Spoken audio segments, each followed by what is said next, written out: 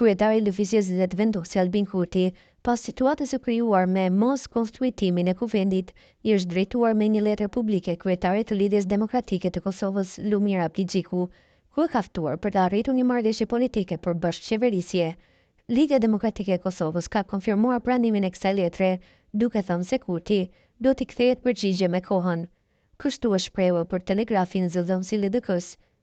Një herë shetet deputeti i kësaj partie, Besja Mustafa, kryetari Abligjiku do të kthejë përgjigje me kohë, tha Mustafa.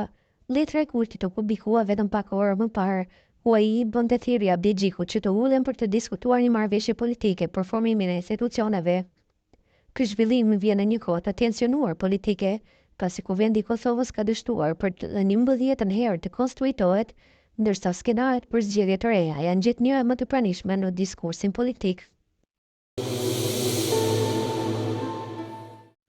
Kryeministri i Kosovës dhe një herë kryetari i Lëvizjes Vetëvendosje Albin Kurti ka bërë për herë të tretë një ftesë publike për bashkëpunim drejt kryetarit të Lidhjes Demokratike të Kosovës Lumir Abligjiku. Kjo ftesë, e cila vjen në një moment kyç për vendin, është më e qarta deri më tani me qëllimin e saj, ndërtimin e një koalicioni të përbashkët mes dy partive të mëdha për të zhbllokuar institucionet dhe për të garantuar një qeverisje stabile. Në letrën publike të publikuar nga Kurti, është shpreh gatishmërinë e tij për të bashkëpunuar me LDK-n dhe thekson se nuk ekziston asnjë pengesë personale midis tij dhe Abligjiku. Përkundrazi, ai e konsideron këtë bashkëpunim si të domosdoshëm dhe të dëshiruar nga një pjesë e gjerë e elektoratit të të dyja subjekteve politike. Unë nuk kam pasur probleme ju, shkruan Kurti në letrën e tij, duke shtuar se koalicionet bëhen pikërisht ndërmjet atyre që kanë qëllime. Sipas tij, këto dallime nuk duhet të shihen si pengesë, por si një bazë për ndërtimin e një marrëveshje të sinqertë dhe funksionale politike.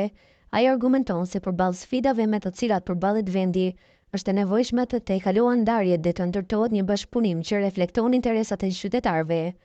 Kjo ftesë e tretë nga Kurti vjen në një kohë kur Kosova po përballet me një krizë të thelluar institucionale.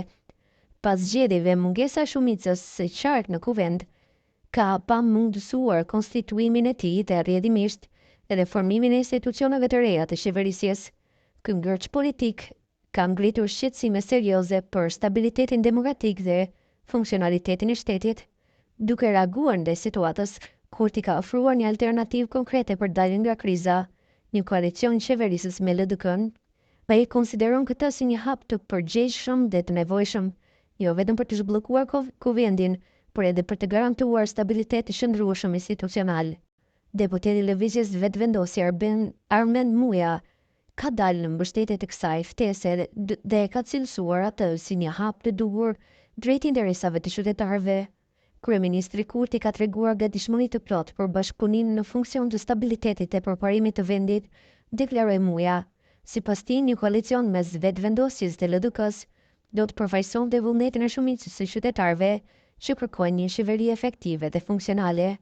Në anën tjetër, Ministri i Financave Hekuran Murati dha një këndvështrim më teknik mbi arsyetimin për ftesën e Kurtit. Sipas tij, kërkesa për koalicion është e lidhur drejt për drejt me vështirësinë për të siguruar numrat e nevojshëm për konstituimin e kuvendit. Në pamundësi për të konstituuar kuvendin, kemi ardhur me këtë ftesë për një koalicion konstituiv.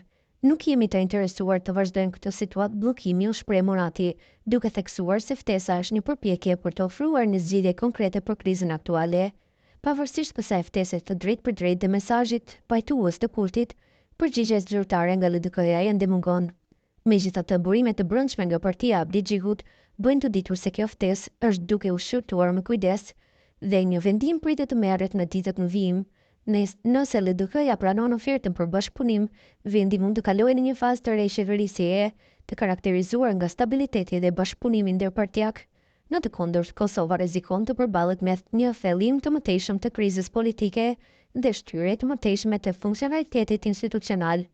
Situata mbetet e ndërlikuar, por ftesa e fundit e Kurtit mund të shihet si një përpjekje për të hapur një kapitull të ri në skenën politike të Kosovës, një kapitull që kërkon maturi, kompromis dhe mbi të gjitha vullnet të mirë për interesin e përbashkët të qytetarëve të Kosovës.